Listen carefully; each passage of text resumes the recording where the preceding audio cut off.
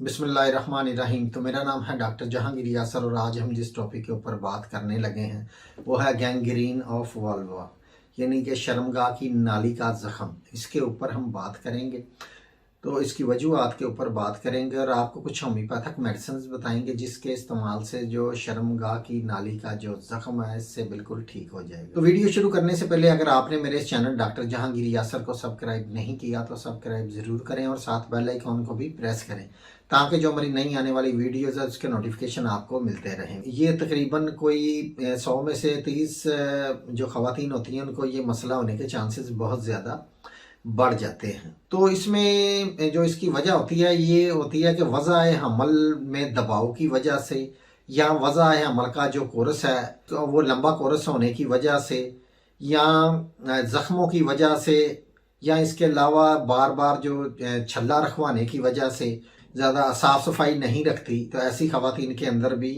इसका जो मसला है ये होने के चांसेस बहुत ज़्यादा बढ़ जाते हैं।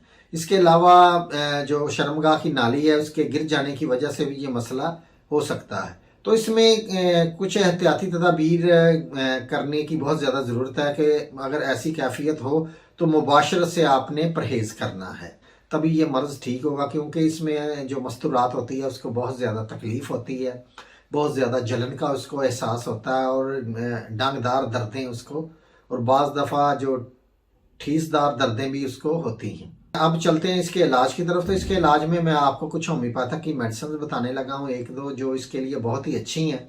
तो इसकी जो पहली मेडिसिन है वो है आर्सेनिकम अल्बम। आर्सेनिकम अल्बम में जो इसका जो ज़ख़म होता है उसके ऊपर बहुत जलनदार दर्द होता है।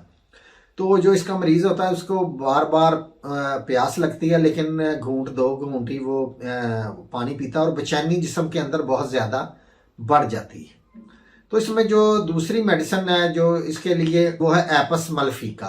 एपस मलफिका के अंदर प्यास नहीं होती इसके जो मरीज़ है, लेकिन उसको जो इसका दर्द होता है ये डंगदार दर्द होता है, जैसे शहद की मक्खी काटती इस तरह का दर्द होता है और बार बार होता है। तो ऐसे मरीज़ के लिए एपस मलफिका 30 पोटेंसी के अंदर लेनी है। इसके 3 से 4 कतरे आधा घूंट पानी के अंदर डाल के दिन में 3 से 4 दफ़ा आपने इसको इस्तेमाल करना है।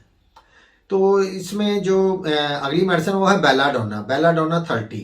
बेलाडोना 30 के अंदर बहुत ज़्यादा दबाव होता है, जो ज़ख़म वाली जगह के ऊपर बहुत ज़्यादा दबाव सा महसूस होता है और टीसदार दर्दें होती हैं, तो और जो सोजिश बहुत ज़्यादा होती है। तो इसके लिए बेलाडोना 30 पोटेंसी के अंदर लेनी है। इसके भी 3 से 4 कतरे आधा घूंट पानी के अंदर डाल के दिन में 3 से 4 दफ़ा आपने इसको इस्तेमाल करना है। तो ये इसमें जो अगली मेडिसिन है वो है कलकेरिया कार्ब।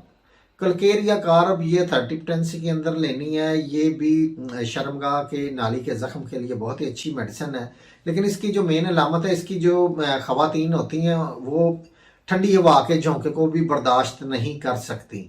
दमवी जो मजाज ख़वातीन होती हैं उनके लिए ये मेडिसिन होती है। अगर उनको ये मसला तो उसके लिए ये बेहतरीन मेडिसिन है।